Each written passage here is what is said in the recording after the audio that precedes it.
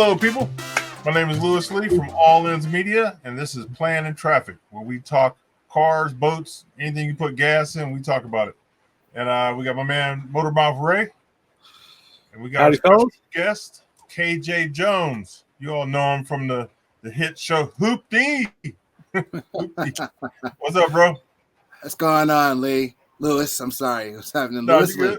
Hey, people call me all kind of stuff. Lee, Lewis, right, too tall, right. all that. I get it all. All good. Thanks for having me. Hey, man, I appreciate you coming on. For the people in the chat, put any questions you want to ask, and we are live on YouTube and Facebook. So if you put something in the comments, we can see it. So KJ, we met at PRI this year, and it was a pleasure, man. Yes, sir. It's good to meet people that are doing in the same business. You know what I mean, and doing the same kind of stuff. So yeah, that's like with the PRI show, pardon me, and the SEMA show. It's all about seeing cars and trucks and all that kind of stuff at SEMA and just racing hardcore race parts at PRI, but it's also about the people who attend, and we're all like-minded. We like cars, we like motorsports, we like all that type of thing. And for us to get together and do what we did, that's how this moment here has come together. It's just through networking. Who are you? One of the biggest questions I ask a lot of people, it's not even a big question, it's a simple question, is who are you and what do you do? That's two questions that can open up a lot of doors, basically. Yeah. Actually, if I could add a third to that, it's who are you, what do you do, and why do I want to talk to you? Right. For me, it's general curiosity most times, Ray. Yeah, for us too. So let me ask you, KJ, what do you do? I've seen the TV show, watched you on TV, but I don't know anything about you prior to or aside from that. So, well, I the simple answer that I use regularly, I need to protect the hashtag or whatever, but I play with trucks. Okay. I'm a senior content producer with Motor Trend's Truck and Off-Road Group. And as a senior content producer, which is the name that I've somewhat given myself now because print magazine is gone and using the term editor doesn't really apply, I don't think, anymore. That's just my own assessment of it. So, we're in a world of producing content and writing articles and such about certain topics. I do that with trucks. I produce content online for motortrend.com and subset trucktrend.com and fourwheeler.com. We're all under the same blanket.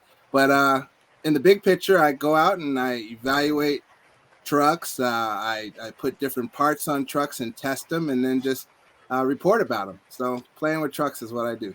So maybe you can answer this, or maybe you have insight into this, because having been a multiple magazine subscriber for many, many years, and then having those subscriptions go away, I just got in the mail today again from Hot Rod Magazine.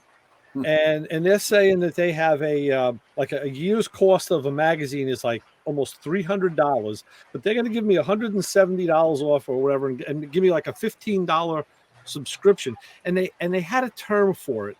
It was like a pre-release kind of fact-finding thing. And I'm saying, they're putting out a magazine again? Like, I don't see that happening, but what's going on here, Sometimes you find out things through forums just like this, Ray. I can't say I know exactly. I'm thinking the only thing that I'm aware of that might be something that could apply, I guess, monies you've already spent would be to a subscription to Motor Trend Plus, which is the app where you watch the shows. Now, you say you watch Hooptie World Championship, maybe you already have that app. Yeah, they did give me that because I had a Hot Rod Carcraft subscription that were, I renewed, and they were only a few months old, and that's when they killed the platform. So they gave me that free app, but that's a couple of years ago now. That's like 2 years. Okay, then I have not heard anything about magazines on the big scale coming back. Of course, Hot Rod is still in print form, as is Four Wheeler and Motor Trend, but I'm not certain that Carcraft and then the titles that I worked on, I worked on Diesel Power. That doesn't have. There's been no talk of that coming back. Yeah, that's what I thought. Okay, thanks. That's what I thought. And it's kind of curious, but you see things like this, and and then you scratch your head and you say, "What the hell are they doing? What's going on?" You know? The world's changing in ways I don't like. Yeah, I That's think the thing. That's everybody's the thing. trying to figure it out and throw their stuff on the table. So I think that's what's happening with all magazines and streaming. Everything is a new thing right now, so everybody's trying to fill it out. Yeah. Yep. Well, and I guess you have cost. You know, I mean, to print the magazine is expensive. I know here in New York a few years ago, we were partnered with a guy. I just had a stack of them. I put them on a shelf across there. And he made a local magazine for the car and motorcycle scene on this really thick, glossy paper, full color. It's a lot of money. And I said, geez, man, how do you do this? And he said, actually, it's cheaper to print the magazine now because they did it offshore. They produced it here, but I guess they had it done, overseas somewhere. Mm-hmm. And even with that, they were able to use that real thick paper, said glossy, full color, no shifting on the colors or anything. I said, man, I thought the world was going in a good place at that time, And with the reduction in our business, 19 titles were discontinued, but some of that I'm guessing now. I don't know this on record, but there has been an enhancement in what you're talking about, like the binding and the paper on some of the magazines that remain. Those have been, I guess, refined and are, I guess, they present better than they did, and that might be because of the cost saved on the other magazines going away.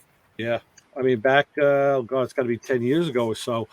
I wrote some stuff for Hemmings, and it was, and even that platform got sold like 3 times while I was involved with it. It was, I think, might have been AOL who bought it. Some big companies, because they don't trade cheap. And I'm like, holy crap! This even this stuff gets bought and sold. Oh yeah. I've been with the company. It's now Motor Trend Group, and I've been with the company under different names, i.e., being sold several times, more than I can count over the last almost 20 years that I've been with the company. Yeah. Wow. Nice. Nature of the beast. Yeah. It's like, they used to say, keep your resume, current every year. Now I remember a few years ago, they said, well, have it ready every 6 months. I think now you better have it in your top pocket. Oh yeah. Yeah. Just carry it with you. But Louis, you're a magazine producer, editor. What's I have see some changes. I have All Ins magazine, and I put it together, maybe 10 years ago. And I just dibble and dab, I add stuff here and there. It's all online. My main goal was to highlight builders, like backyard builders. And we kind of cover everything, like from a go-kart maker to NASCAR. There's a lot of people that's not seen or not on TV or in magazines, but they're building incredible stuff. So I try to highlight that stuff, in my magazine. That's exactly what this one here did. It was called Full Throttle Magazine, and they did the same thing. It was all local shops, local builders, and give the small guy a chance to be in the spotlight for a little bit. How long ago was Full Throttle, Ray? It sounds familiar. Hang on a second. I will show you one. Listen, KJ, going to the library. Listen, Ray has everything right there in his basement. Okay. You mention any part, he'll reach over and grab it. Well, almost. So, this was their second iteration. It went to Full Throttle Hot Rod, but again, it was a local. Yeah, this was their logo prior. Full Throttle Autos.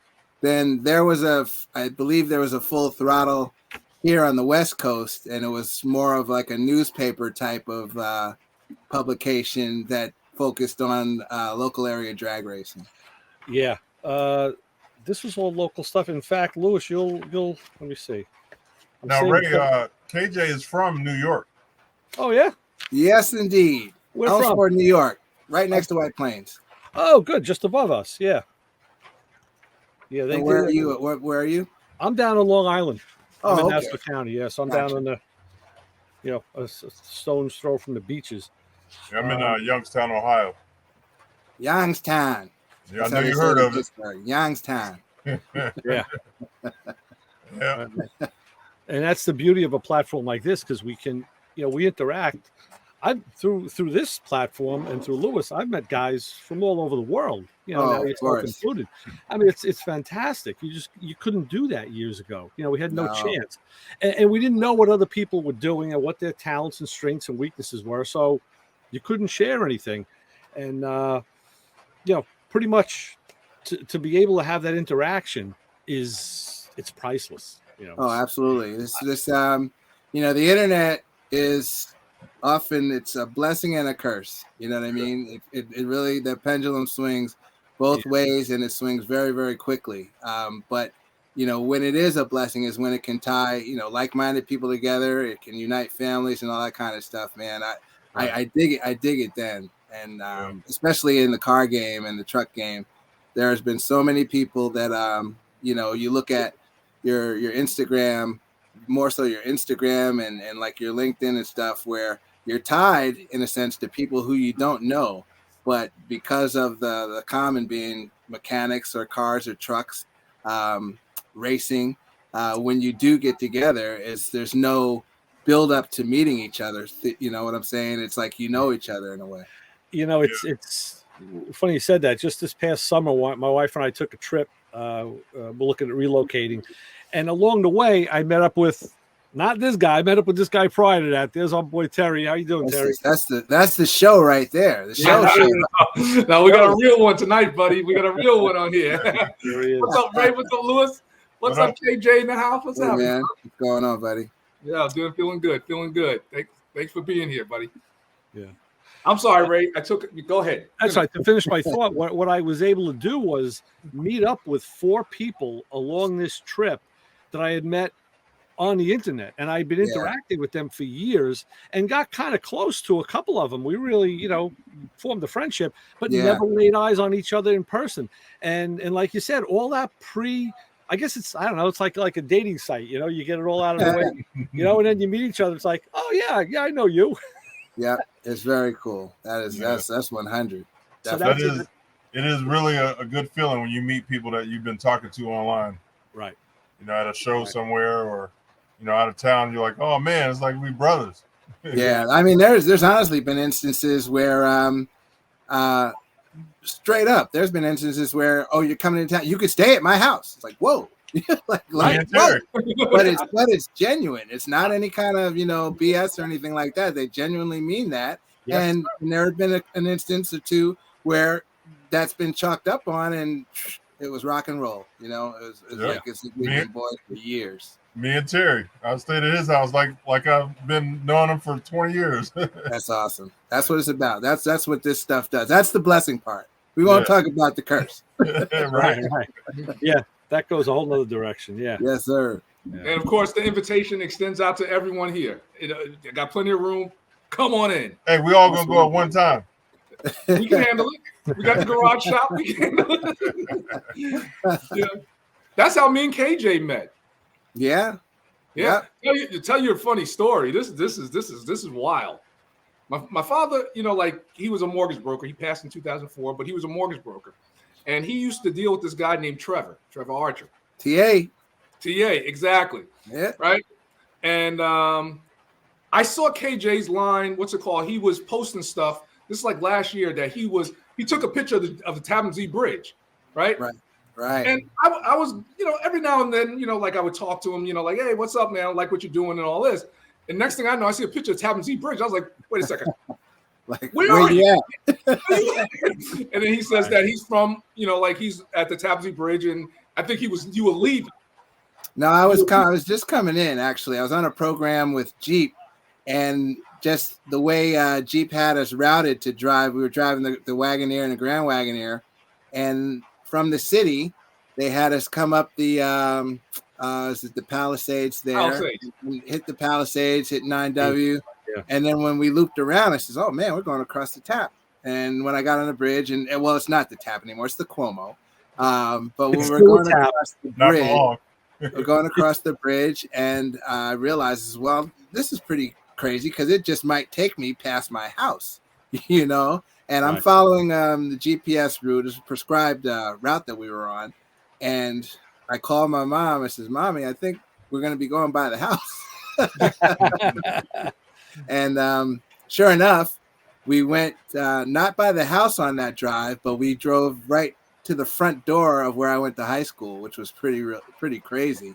So we passed the high school, and Terry shouted me out through Instagram, and I told him, yeah, I'm in town, and this is where I'm from, and that's what started us in deeper communication than just an Instagram like or something like that. It's like, wow, you're from around the way, and some people, maybe not know people that I know, but we know of instances and places, more so places in his area, Spring Valley, Nanuet area, and then in my area over in Westchester County. It was pretty good. It made the small world, Yeah, small world. We used to bust them up in football. Yeah, well, you didn't bust me up in football. Remember, you're a little younger, and our teams were quite undefeated. Thank you. Yeah, I know. We couldn't get with you. All right, we tried, but it's funny because like we met up at PRI because it was a thing where like, hey, are you Oh, you're here? Okay, cool. I'm over here. PRI. Like it's huge, and so he was like, what should I get? I'm coming to see you. So I told him where it was, and we met up. Had a good time. Me, him, Lewis Lee, and Garrett Alexander. Yeah. Had a good time. And then the next day I was leaving, and or maybe the day after, but I was on the plane, right? Now this guy Trevor Archer used to always tell me about this guy that he knew, right? That he knew, and he goes, Trevor, you got to meet him, man. Yo, he's a really good guy. He's out in California. Y'all guys need to hook up. This, that. He's doing something with Ford magazine and all this nonsense and everything. Not nonsense, but all this stuff. And I was like, cool. Now this is back in like maybe 2010, 2011, somewhere around there. Jeez, 20 years. Yeah. And so I was like, okay, cool. And I remember him saying that. And I ran to Trevor, I think earlier last summer. He came over my house on his motorcycle, and we were just talking. He was telling me about this guy, yeah, you and my friend got to meet up. He's really doing things and everything like that. He didn't say the name, and I wouldn't put two and two together, right? So fast forward, day I'm leaving from PRI. I get on the plane, right? And I'm just starting to think, I was like, this cat's from Westchester, and he's doing, and I was like, he's Ford, does trucks, race cars, and all this. I was like, I wanted this same cat that Trevor was talking about. So then I asked him, I texted him right before my plane took off. I was like, yo, KJ, do you know a guy named Trevor from, I think I said, Hartsdale? Right. Yeah, you messed up the location, and that threw me. He goes, no, I don't know him and all that. I was just like, okay, cool, okay, right? And so I was like, it must have been the same guy. And then he called me back up. What's it called? I think maybe later on that day, and he was like, Trevor Archer from right. Yep. I was like, yeah. And it puts two together. My man. That's my guy right there. Yeah. That is just amazing that his dad was a business associate of Trevor, and Trevor as a de facto, he's family. Trevor's family to me. Ages ago, I dated Trevor's sister. So we became close just by way of me being in the family at that time, and after, our relationship didn't go forward, but the family relationship is maintained to this day. So when he told me that it was Trevor Archer, I'm like, man, that's my guy right there. Of course I know him, and we got on the phone, man, me, Trevor, and KJ, man. I tell you, it was just so beautiful. It was like there was some tears, man. It was a great conversation. Great conversation. It really was. Yeah, he was telling me. Because you know what it was? I mean, like, it was good to see, KJ with Trevor and, like, getting back because they haven't talked in years. For a long time, yes. I talked to Trevor, and then he started bringing stuff about my dad that I didn't know, like things that, how he helped people and all that. And I was just like, I knew my dad was, awesome man, but I knew he was awesome, but it just made him that much more awesome. And the thing is, Trevor might be watching us right now, and I bet he's crying all over again. Oh, he's probably with me. Give the man a Kleenex. Yeah. But it goes to show it's a small world, especially with car community. Yeah. And like when you got someone that you want to reach out to, do it. Just reach out to him. I mean, one or two things could happen. Either he'll ignore you, or be a bud like KJ. Yes, sir. No doubt. Terry, let me ask you something. Do you have bad relationships with anybody? I mean, yeah, I mean, and I mean that in a great way, because you have so many good, positive stories about people. That's fantastic, man. I think that's a blessing. It really is. That's and it's I like applaud you for that. I appreciate that. I really do, and that's part of the thing that I always wanted to come across with when I do my videos. It's more important to me to have people say, I mean, one of the best compliments I ever gotten was a guy. He texts me and he's like, Terry, I got to thank you. I was like, yeah, what's up with that? Thank you, I appreciate that. He says because him and his son, who was I think probably 11 at the time, he says I have to screen every car video that we watch, because like I don't want to watch it if it has curses or whatever. And he says every time, you post a video and I see Coverman 66, I know I don't have to worry about curses. I know that me and him can watch it, and I don't have to act surprised because I am surprised, watching at the same time he is. So he says, I thank you. And it's compliments like that, man. It's beautiful. I mean, yeah, I get people asking me if I'm a Mormon. Wow. Wow. I was like, I just don't curse. I could, use other words, Sure. And I tell you a story, one last one. On Monster Garage, when I was doing Monster Garage, they took me out on Wednesday, and they said, Terry, can we speak to you, the producers? I was like, yeah, what's up? He goes, this isn't like, regular TV, right? I was like, yeah. He goes, I said, why? What's going on? He goes, well, we noticed you haven't cursed.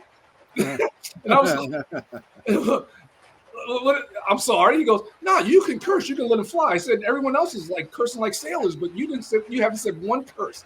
I was like, I want to stay true to my channel. Plus, I'm not that guy who, trust me, if I hit my hand with a hammer, you're going to hear some stuff. But I can dig it, man. You put your toe against an engine block and you're going to hear some stuff, I just look at a hammer and I curse. Yeah. Jeez.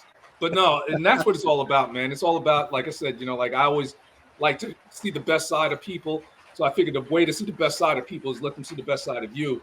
And my father was just like, you're a big kid, like automatically people are going to get an uneasy feeling around you. So always wear a smile, man, and take that uneasiness away, because anytime someone sees someone who's big and intimidating looking, they're going to automatically think big and intimidating, but then you walk up with a smile, and it's just my natural person.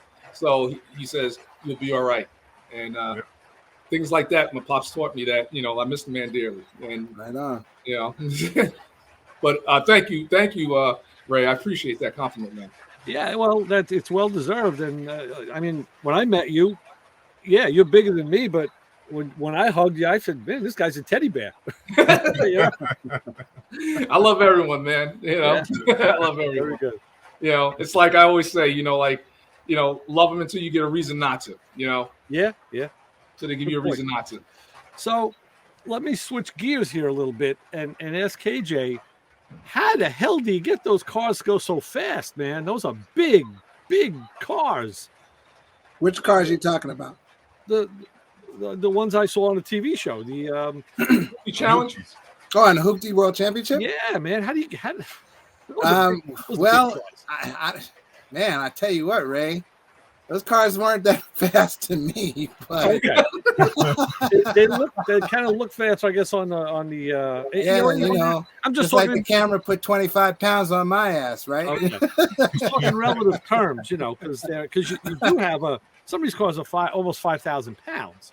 Yeah, all the performance for all the vehicles in Hooptie World Championship was up to the owners and the drivers, the teams that participated. Those people, men and women, all did their own thing, and me and David Freiberger were just along for the entertainment. Basically, we were the co-host of the show, but we didn't have any input on how any of the cars were configured or how they would perform. It's just really a run what you brung.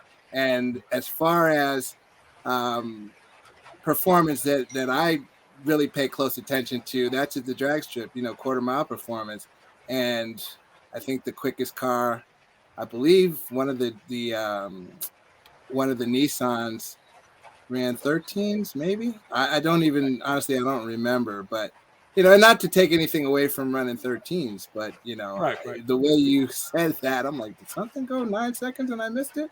No, I don't think so. I was just looking at the big stuff. It was were there a lot of breakages that happened during the There was some pretty decent carnage. That was one of the things, but the other cool side of the carnage, especially for the MR2D2 team, they had an engine out and then an engine back in and the engine apart. But throughout the carnage, everyone answered the bell for the next segment of the competition. There weren't any full-on washouts where someone was done before the deal was over, which was really, really cool. It said a lot about the perseverance and the grit of all the competitors. And one of the things that was also awesome was that it was a competitive event, but it was a competitive event where there was probably more camaraderie than I've seen at anything as far as automotive competitions go. There wasn't any type of a cutthroatness or, side eyeing or anything like that. You had participants staying in the shop pretty much all night to help someone else try to get their car back up and running for the next segment. So that was what was just tremendously awesome about Hooptie World Championship, something that I'm going to remember for a long, long time, because I've been involved with racing for close to 4 decades at this point. It's pretty crazy to think that, but to be around something where it was that competitive, but there was that much spirit happening and cooperation and cooperative spirit, that was just awesome. The only other thing that's somewhat like that is Hot Rod Magazine's Drag Week, where you also have a lot of participants who will pitch in and try to help someone make it to the end. Because with Drag Week, or I think any of the drive and drag competitions, and they're sprouting up quite a bit now in the landscape. Finishing is a win in something like that. You're driving a car with a lot of horsepower. It's very sensitive, and it's a quote unquote street vehicle or street legal car. But on the other side of it, it's a thoroughbred, and you can't push a thoroughbred, but so far before it's gonna hurt itself. So to see people in that type of competition also come together and help the next person out, that's it's rewarding. It says a lot about the human spirit. Yeah, we just saw on Sick Week that just finished. Yes. Same thing. A lot of camaraderie and helping. Exactly. Cool. Yeah, neat. Terry's going to be in Sick Week next year. I think he's going to bring one of his cars because they're going to be fast enough. I think. I'm working on it. Well, this car behind me was built for Hot Rod Magazine's Drag Week way back in 2006. Oh wow! It was intended. It's a full interior car. It's a street car as they come, and it makes 1,000 horsepower at the tires. You were telling me about that one. Okay. What kind of car is it? What are we looking at? It's an 86 Mustang Coupe. Okay. All right. Nice. Did you have that in New York? No. I've had Mustangs for years, and I did have a Mustang. I had a couple of Mustangs back when I was in New York, but this one was acquired since I've been in California. I got this in 2005. You said it was a coupe, so it's the LX. Say again? You said it was a coupe. This is the LX? Yeah, it's an LX. It's a coupe, yes. Okay. I like that one better. I always like the LX a little bit better. Yeah, the trunk cars is the first and not only trunk car I've had. I've had mostly hatchbacks, but this is a trunk car with T-tops that makes it kind of special. Wow. Yeah. That's they different. Did make those, didn't they? Yes. Okay. Usually see the hatch with the T-roof. Exactly. Yeah, it was a rare car, a rare find. I found it on the internet. We're talking about the internet. Found it through a Mustang forum. I had seen one when I was in New York. I knew a guy that actually had one, and that was back in 93 or 4 maybe. And I knew a person that actually owned one, and it was just remarkable because, as you said, all the Mustangs, the Fox Mustangs, were hatchbacks and GTs and LX hatches and all that kind of thing, and then regular coupes are convertibles, but a coupe with T-tops was like, what the heck is that? And my friend Norris McCoy worked at Turbo People. He bought one, and he bought it from, I think, Mike Resta. I knew, like, the first guy that had it was Mike Resta, who worked at the auto parts store.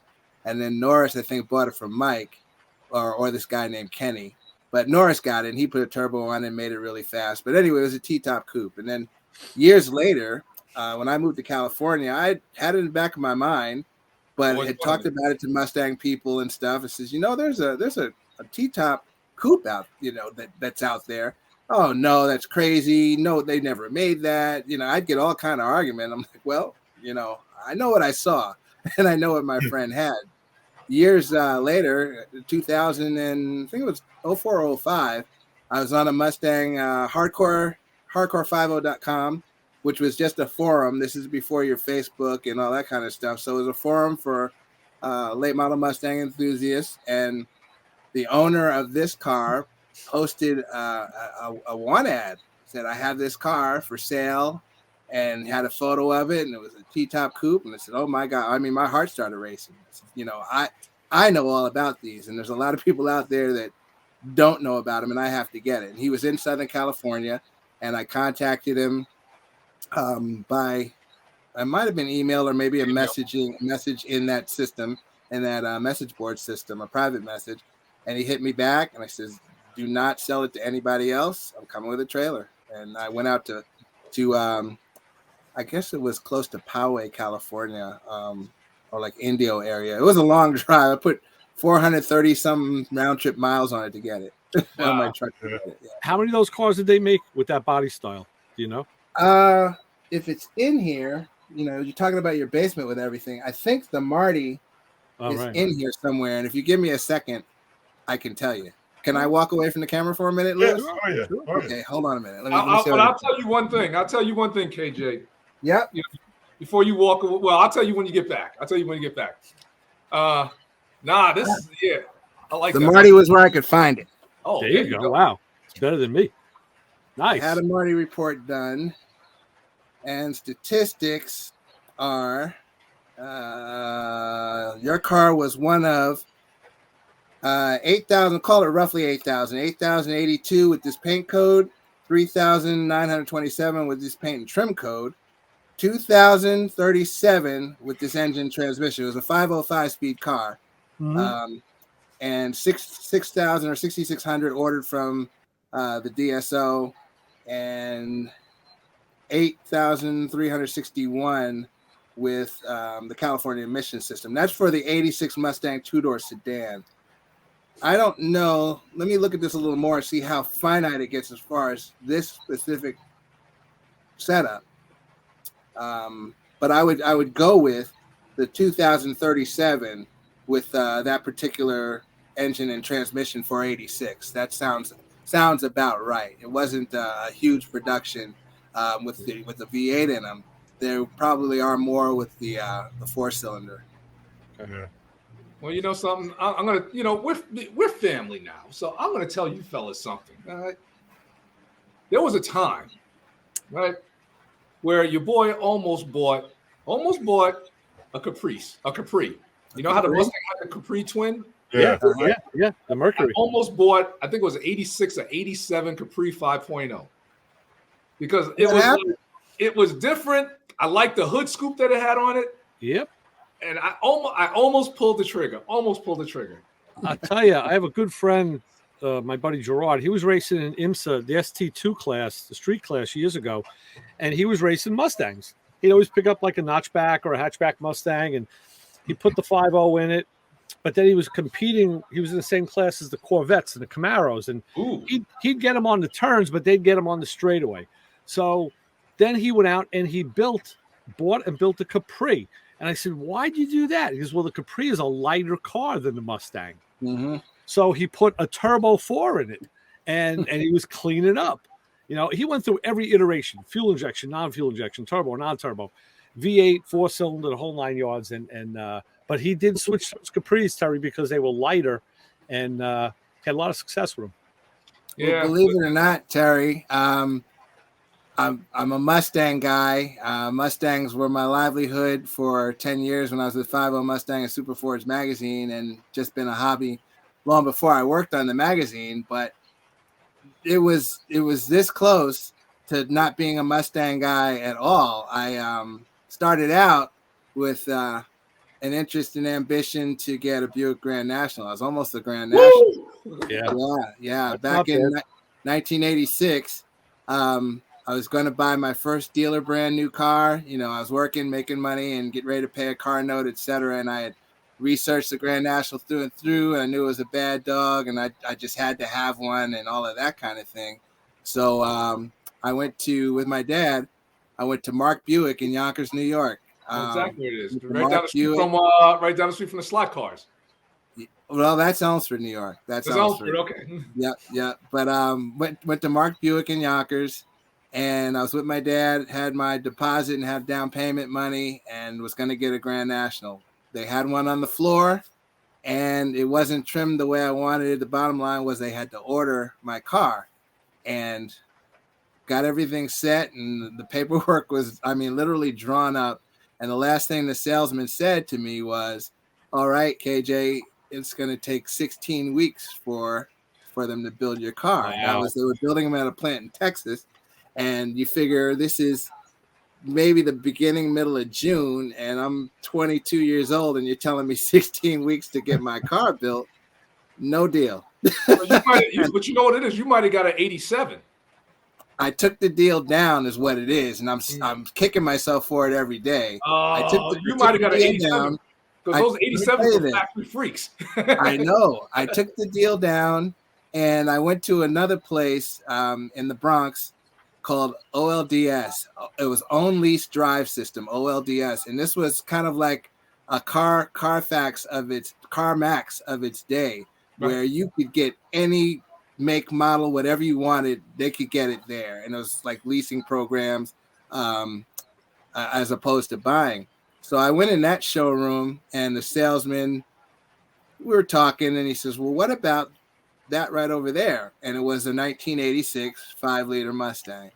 And I looked at it, and I looked at him, and now remember, Grand National's on my mind. I looked at him, and I says, "What the hell am I going to do with that?" And I didn't get it. And then fast forward a couple of years later, and the cars became my life for the most part. Wow. Well, Terry, I got to say, I've been asked to put you on notice that Brian has now filmed you saying that you were almost a Mustang guy. So he's got you. He got you old, man. He got you. And he just wants you to know it, too. You know, and I thought about it when I was saying it, but I said, "No, no one's going to catch it," because I said we're family. I lightened the blow up a little. And you know what it took for me to become a Mustang guy? Talk to me. My best friend got one dealer brand new in 1988, and he came to my house on a Saturday night, and came upstairs to my room and says, "Come on, let's go take a ride." And I looked out the window, and I saw it sitting in front of my house. I'm like, whoa, wow, that's pretty cool. And this is a car that I said 2 years prior, I said, nah, what am I going to do with that thing? And I got in the passenger seat, and he let the clutch out, and the car went all kind of crazy. And I says, "Oh my goodness, this is incredible." And that was only 260 horsepower at that time, if that. If that, and it was just like, okay, well, it just took one ride, and I had to get one, and that's how it worked. Yeah. Well, here's a question for you. Knowing what you know now, if you could do it all over again, right?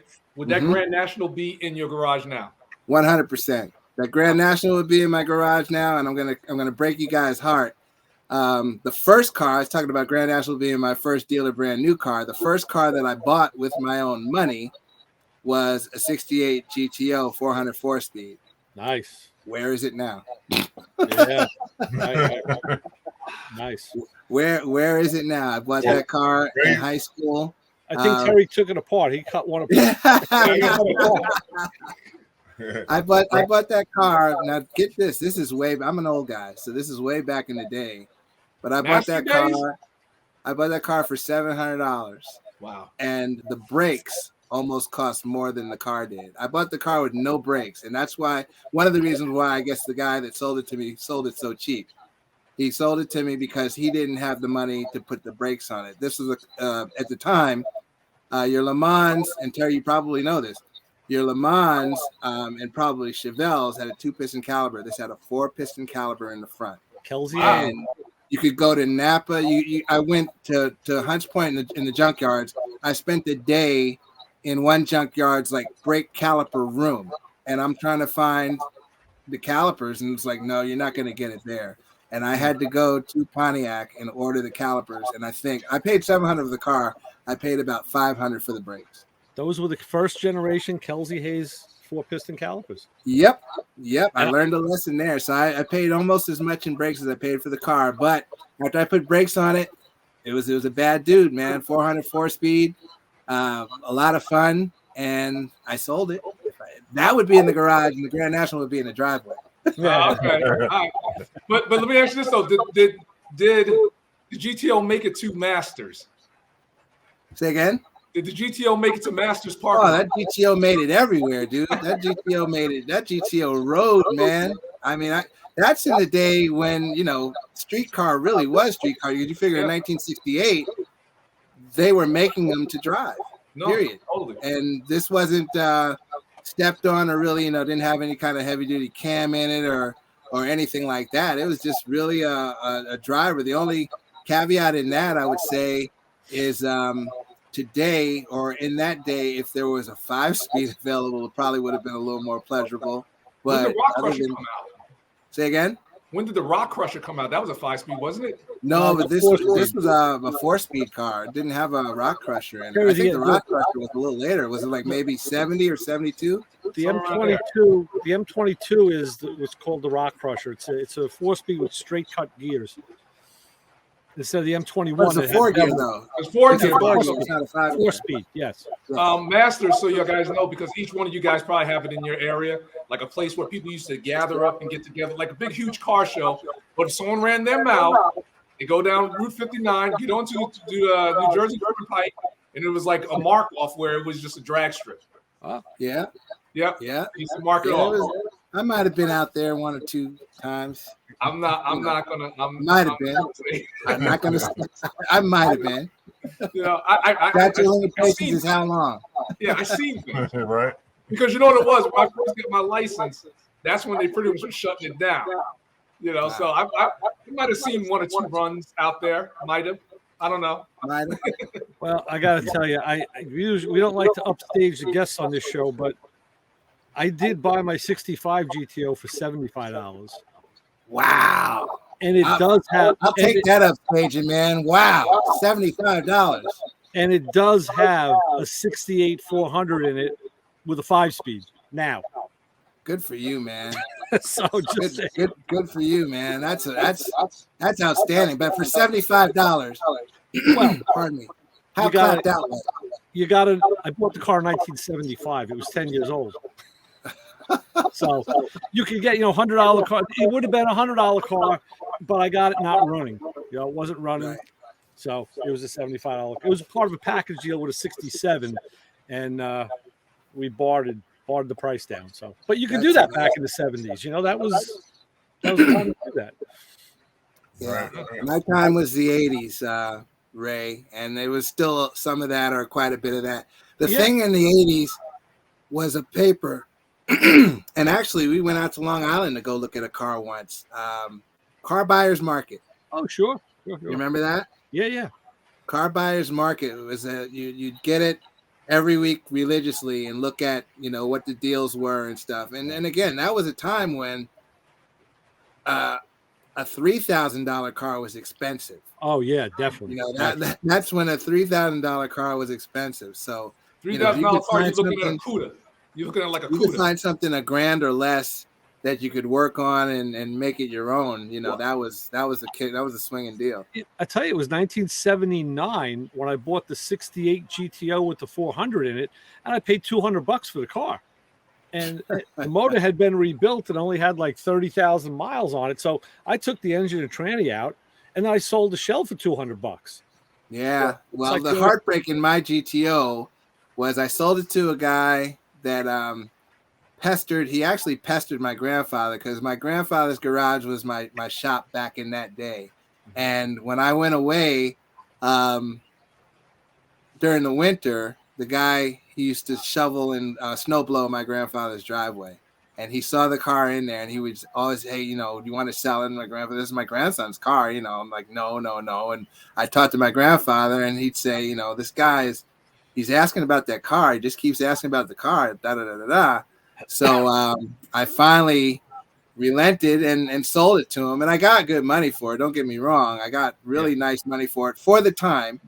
But then and there's the heartbreak. He fabbed the nose into like a one-piece tilt nose, and I'm like, oh wow. You know, don't get me wrong, it's his car now. You do what you wanna, but that was just like a dagger to me in seeing that. And then the real crusher was, you fast forward many years later, and I'm here in California now, and the first time I watched any type of Barrett Jacksons and saw what that kind of car could go for, and I'm like, you got to be joking. You have to be joking right now.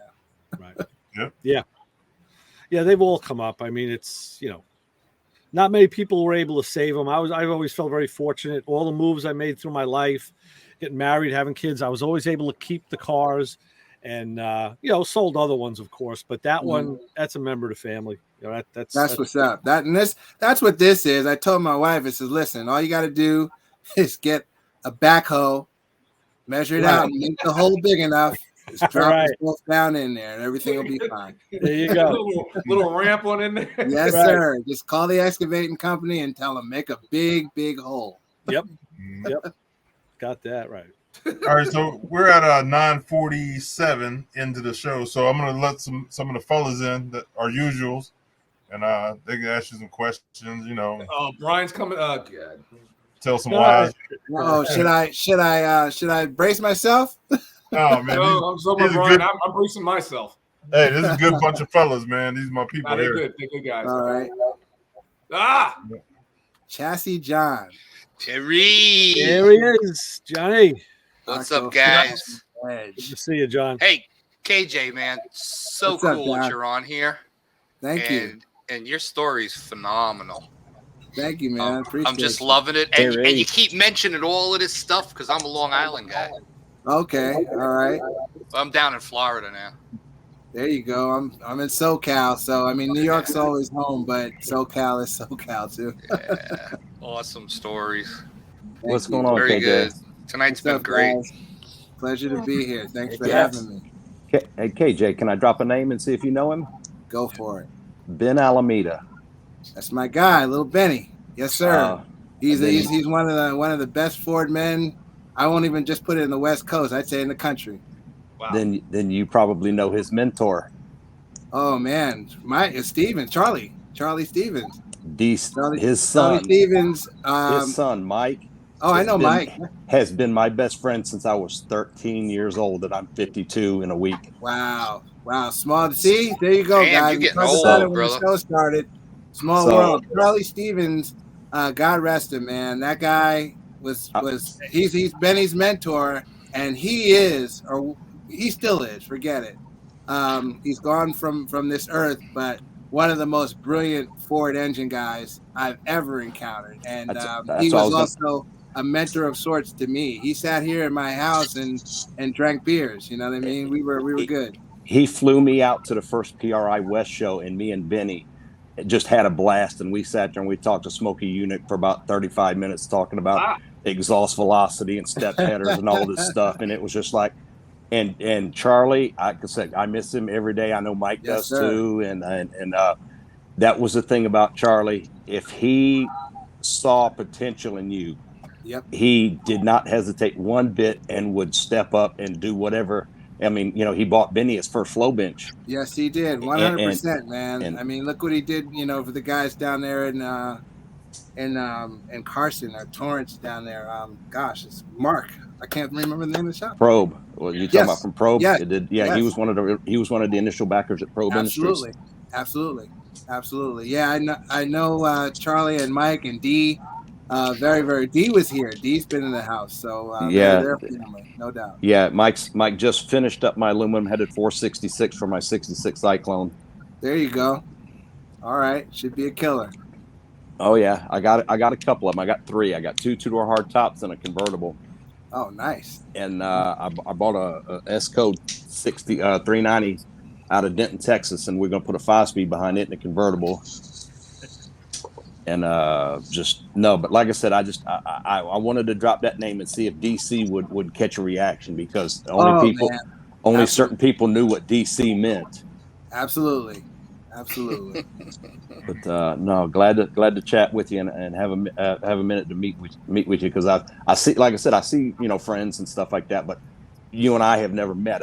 I know who you were and what Charlie thought of you and what Mike and D and all them mean, what you mean to them. So thank you. They mean everything to me too. Charlie was my guy, man. I miss him. He's my Heineken buddy. We'd sit back and drink Heinekens, and he'd tell me everything. He never held back with telling me about a Ford engine. I mean, just engines in general. But he gave me some tricks that helped make some of my hot rods pretty good. He, as you know, was more big block focused. And actually, I gave him. It was like the weirdest trade ever. It's pretty much I gave him, but I had a bunch of big block stuff that I didn't know half of what it was. I just came up on just a lot of big block stuff. I think me and Charlie settled up for like 2 cases of beer. Wow. The last conversation that Charlie and I had, we were discussing a flatty. I having him build me a flatty because if spend any time around him, he loved flathead Fords. Yes, sir. And I was going to have him build me one just to put it on a stand, just to go. Charlie built that flatty for me, right and on. like I said, unfortunately, he passed shortly after that conversation. Did you were out at the Palace on the Hill? Well, the house wasn't the Palace as much as the garage was. Let's just get that right. Yeah, I never made it out there. It was one of those things that we were supposed to do a couple of shot shows and all that, and just life kind of got in the way, and I never made it out there. I know Mike told me when he got there, he goes, I get in the garage and he goes, there's early Hemi stuff in this corner, and this is all flathead stuff, and so he called Benny, and Benny came out there and was a lifesaver, and Benny called some of the guys he knew, and he goes, okay, because they had the daunting task of getting all that stuff back to Georgia because right. And I jokingly refer to that Benny was the last person I knew in California, and now he's in Vegas. Yeah. So well, you know me now. Okay, well I do know somebody in California then again. Yes, sir. But no, he's like he told me, he goes, when he called, Benny called a couple guys, and they came in and bought all the Hemi stuff, and then another couple guys came in and bought all the flatty stuff, because Mike is like, I don't know any of that stuff, and it's not what we do. It's all, and he goes, I have no idea what it's worth. So, and then they packed everything up, unfortunately, and it is what it is when they pass. But he was a truck driver. Oh, well, I am a truck driver, so that's why when he called and told me that Charlie had passed, we had debated on me either taking a truck out there and renting a flatbed or something to pull all, because you being that you had been there, he had machines and lathes, and he had everything that you might ever need in the garage. Seriously, this was, forget the house, the garage was the only place you needed to be. It was amazing. It was truly what all of us on this call right now want. 100%. And I know Mike is pushing real hard to get the Ranchero finished, because he said when he goes, when I got there, he goes, the Ranchero was on the lift and there was no suspension under the front of it, so they had to make it a roller to get it loaded and to get it to Georgia. So but no, like I said, I have heard your name bandied about when my conversations with Benny and Mike and all them, and I was just like, you know what, I think it's the same KJ, and I just, again, had never had a chance to meet or to reach out to you. But when I saw you were coming on here, I was going to reach out there. And by the way, Terry, I guarantee that Mustang behind him ain't got no litter scooper under the hood.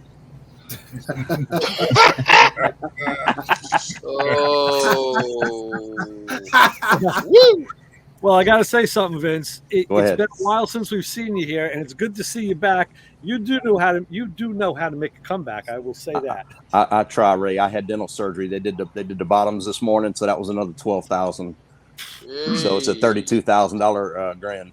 Wow. Yeah, unbelievable. I will say this though, Spider-Man says it best. Everyone gets one. There you go. Everyone gets one.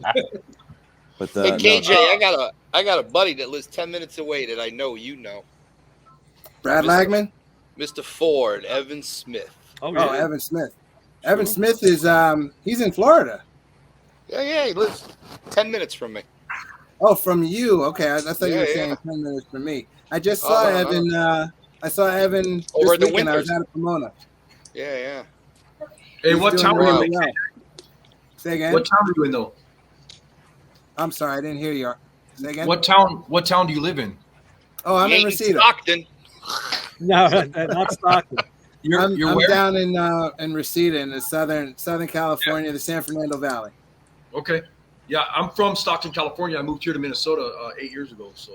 Oh, okay. Gotcha. Yeah. And your name is like heavy in California, bro. It's all over the place. So that's that's concerning in some respects, guys. Hey, mine is too, but not for the right reason. You know what I mean? That's why he's in Minnesota. Right. I'll tell you what, puts man, up with the cold. This is something that I lost my dad last year, just a little bit over a year ago now, and this is something that he imparted in us, and I promise you, I live by it, as do my siblings. Your name is what you got, man. You know what I'm saying? Your name is what you got, and don't do anything to screw it up. Don't do anything to mess it up or have tarnish put on it in any respect. So when people, when you guys are saying this, John and you, and your name can't be Arco, but it is. Arco. Is it Arco? Okay, yeah. Okay, Arco. Oh, well, Arco and John and you guys saying that you've heard my name. One side of me has to do like a quick process, like, man, could this be bad? But to hear that it's not bad is just, it's thank you. It's rewarding. You know what I mean? I guess I'm doing some stuff right. You're in the right house tonight. Yeah, you're in the right house. KJ, do you remember Charlie's 3 rules of life to live by? I can't say that I do, but when you say them, they'll come back. I don't. Admit to nothing, deny everything, and demand proof. Demand proof. Sounds like the New York street credo. And when you're confronted with photos, plead insanity. Hey, my favorite is 3 can keep a secret if 2 are dead. There you go. Hey, there's that. Arnold's hung out with some of the same guys I have, apparently. There's that. Ray, just to let you know, I believe that Charlie was initially from the New York area because okay. I know he has got some ties in the New York area. Yeah, because that's where Mike was born in New York up there, and he's, like I said, like we've talked. Seems like KJ, all of my friends at one time had one thing in common. They were all from Suffolk County, Long Island. Well, okay. Long Island. Come on, man. Suffolk County kicks. So KJ, well, Long Island, I will say Long Island was the first drag strip I ever went to was in Long Island. Yeah. So, National or Hampton? National Raceway. National Raceway. Yeah. And I was National Speedway. And I was a little guy, if you will, and I went based on the radio commercials on WABC. It's like, man, I gotta see that. I gotta be Sunday. Yeah. And we went out to National Speedway, and then West Hampton. I've raced at West Hampton. Dragway, sure. Yeah. Raced there for years and years. The only starting line with a dip. Yep. So and Top End. And then they redid it. Top End had they went back there and redid the whole track. It was nice then. Yeah, it was. The guy that owned it was a schmutz. It turned into a real shithole for a while. It was terrible. God. Yeah. Hey KJ, and the funny part is the track was owned by a paving company. Yeah, right. Go figure. Go figure.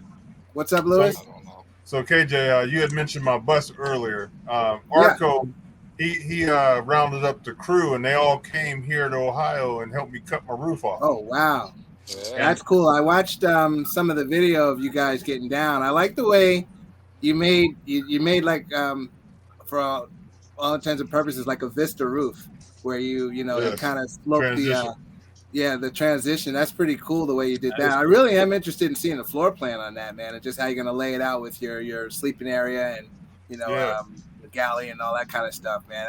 It's a brilliant idea, in this day of overlanding and camping and being out, out in the element and this, that, and the other.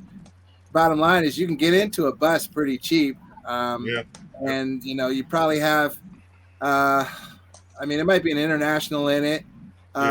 With not too much time. It's basically just taking kids to and from school. It's got a very short service time on it. So your value is in something like that if you can do what you're doing and floor plan it and make it a camper and make it like an RV. It doesn't have to be a $500,000 Prevost. Yeah. Well, we it's got gonna be a $500,000 when I'm done with it because I'm going all out because we're gonna live in that bad boy. So you're throwing a hot tub in it, huh? It's crazy too because when we found out about the project and then he was calling it a schoolie. I've never heard that before. I thought it was just something that Lewis made up, but then all of a sudden, schoolie blows up on the internet. It's all over the place, and now I know so many people on the internet that are doing these, and then personal friends too. We have a friend right here in Grand Rapids. They're building a school bus to drive around and live in, and haul like their Harleys and their cars and whatever. It's really cool. It's a really neat community. Yeah. Right on. Yeah, my buddy Kenny, he has a Harvester International, like one of those small school buses, like a 70 Harvester. Around. International Harvester. Short bus. Right. International Harvester. Okay, you got me. But yeah, probably got a DT466 in it. Yes, sir. That's a good motor. That's a good motor, Lewis. That DT466. That's a really good motor. Yeah, that's a good I engine. did some research before I got it, and they rebuilt it 5 years ago in frame. So there you go. So yeah, you got a $500,000 under your hood, buddy. Yeah. You got a $500,000 all day. So hey, I want to give up to the guys in the chat room and Arco because I mentioned it to Arco when we were at PRI on the phone, and he took it to the top level where it became a event where it was like a company came in and just cut my roof, lifted it, and they were out of here. Sunday they were gone. Makeover team, huh? Yeah. It was wild watching it. Hi. Hey, Heidi. That's the boss. That's the boss right there, Heidi. I'm working. He gets to play. So the reason I brought that up is because the car community, these are all car people that came to help me. And it just shows you how. My name is Louis Lee from All Ends Media, and this. Somebody replaying me. But it shows how the car community can get together and do something positive, man. And so we're in some talks where we're going to try to go help people around the country. Oh, that's cool. And do some things. I want to give back. These guys came to help me. I like to give back as well. And so you'll be seeing some stuff with us, bouncing around the country. Yeah. Habitat for Car Humanity. Yeah. Yeah. Yep. There you go. Right on.